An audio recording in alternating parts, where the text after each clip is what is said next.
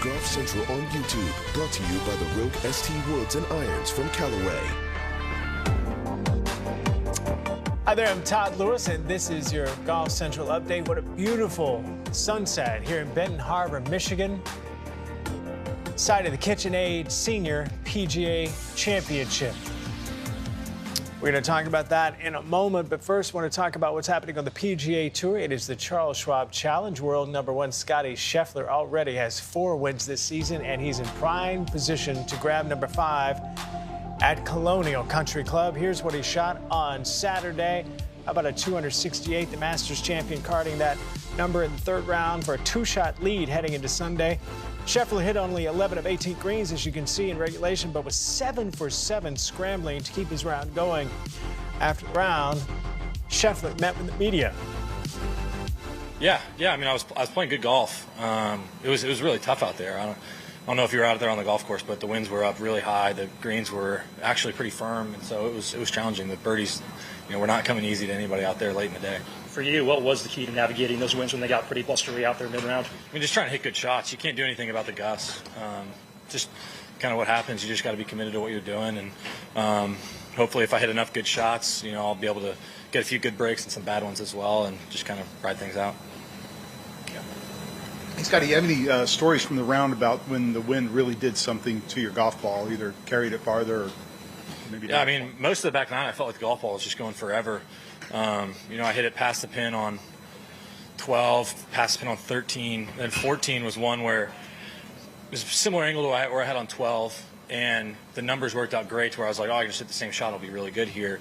And I pulled it slightly. It may have been a couple yards further, and it flew like almost 25 yards past the pin because the wind just died. And so that's just stuff that kind of happens out there. And then, we get to 16, and that pin in the morning was probably really easy pin, but then the wind starts blowing 25 and the green gets firm. It's very hard to actually get it there close to the hole, and that's just one example of just how the golf course changes as the day goes on.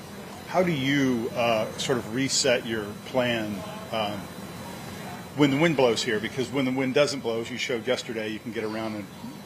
Yeah, I mean, I think this is a golf course you have to be pretty careful around. It's very challenging, and when you get things going in the right direction, you can really score, but the same goes when things go in the wrong direction. So just trying to stay in the moment and hit good quality shots. Did you play defensive golf today? Yeah, I just played golf. I just trying to hit good shots and just kind of work your way around the golf course. Right, thanks. Yeah. Real quick, you said it's good to be in command of the golf tournament. Do you have a different mindset when you're playing in the lead than when you're trailing going into the final round?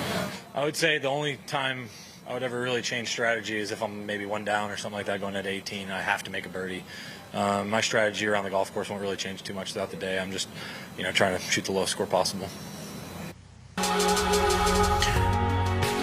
An interesting leaderboard heading into the final round of the Charles Schwab Challenge. Scottie with a 2-shot lead over a couple of guys looking to return to the winner's circle for the first time in a while. I'm talking about Scott Stallings and Brendon Todd, both players sitting 2 back. And after their round, Rex Hoggard caught up with them. Thank you very much. Scott, you were 3 over par through 10 holes. What kind of pep talk do you give yourself at that point? We were walking off 11, and I just hit a good drive, but just pulled it barely in the rough and kind of had a sketchy lie. And it was just kind of one of those, do we try to force it up there? Not, and had just a little bit of a half-second thought of just because you can doesn't mean you should, and laid up, gave myself a 12-footer and missed it. But it's kind of then it was man, understanding where you're at. It's a tough day. I kind of shot myself in the foot a couple times on the greens, but man, it was very difficult to get comfortable over the ball on the greens, especially as hard as the wind was blowing on some of those crosswind holes. I mean, it's you'd have a left to righter and the wind's coming off the right, and so I struggled early, but I kind of settled in, and that 1 on 18 was a nice way to finish. Get it back to even par. What do you take from that as far as giving you confidence going in tomorrow when the forecast is supposed to be the same? Yeah, just to understand, everyone kind of has to deal with it. Would have liked the opportunity to play with Scottie tomorrow. He's my son's favorite player. And he lets me know about it. Always wants to know how I do and how he does. So, some cool stories with that. But, we'll be right there in front of him tomorrow, and, we'll see what happens. Eventful week for you. You qualified for the U.S. Open on Monday, 36 holes. Does fatigue factor into this at all? maybe a few years ago, but now I feel like I've kind of trained for this, and a little bit more of a emotional and kind of just making sure you're staying calm out there. Physical, I feel fine. Look forward to opportunities like this to kind of when everyone kind of has to battle the elements, and just kind of a little bit more between the ears for me. Man, I made it past that cut line, but this is my favorite golf course on tour. It's tight, it rewards accurate driving. The fairway's usually firm, so I can get the ball out there pretty far. I love the greens, I love the people here, and so it just seems to fit well on my schedule. When you get off to the perfect start, eagle, birdie, what's the challenges of staying focused after that? It's your name might pop up on the leaderboard, but at the end of the day, you're just out there playing golf and taking one shot at a time, and I did that really well today. Stuck to my routine, and maybe wasn't swinging my best, but scrambled really well there on the back nine. Depending on how Scottie finishes up today, you're probably going to start Sunday in a very similar position that you did last year. What did you learn last year that might help you out on this Sunday? I think speed on the greens. These greens get pretty fast as they dry out, which they're starting to do. And I didn't putt as well last year on Sunday, so if I can get out there and get the putting rolling, I should be right there at the end.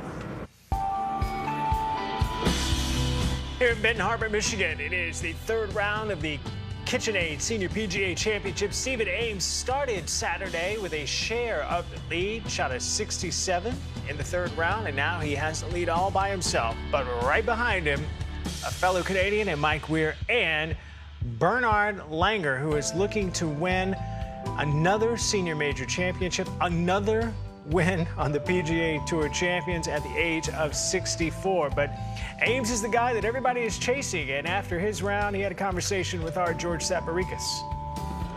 With the leader, you started the day as a co-leader. You end the day with a two-shot lead. How would you characterize your 67? It was solid. I hit a lot of fairways, a lot of greens, gave myself a lot of opportunities for birdies, and I capitalized on those when they came in. On this golf course, it's tricky if you put the ball in the wrong spot, especially on the greens. And I've been putting them in the right spots and not have too many three putts, which is nice. You've had a number of top tens this season. Could you tell your game was trending in this direction? It's been trending that direction from last year into this year. All I've done is just kind of worked on the things that I've been working on from last year, and I brought them into this year and just kind of, I guess, when we say amp them up a little bit more, and it's been working, which is nice. What specifically have you amped up? Two of the main things have been the mental approach that I've been taking to it, and then, of course, the physical part. There's been no entertaining at night at all during the week of golf. So that means there's a cold 2 drinks a night stop. I'm like, oh, God, which is really hard. I do enjoy a good one. And then, so I've monitored myself very strictly in that respect, and it's been helping, which is nice. So you're a teetotaler these days. Pretty much. Final question. If I heard you correctly, you said you don't like being the guy. Was that accurate? Doesn't matter if I'm the guy or not the guy. I think the guy actually is the guy behind me, him and Mike, because they're the ones expected to win. I'm the one in front, and I'm going to go out and basically play my game. I can't control what they're going to do. So all I have control, like I said, is myself. Should be an interesting final round here in Benton Harbor. Here's our schedule for Sunday.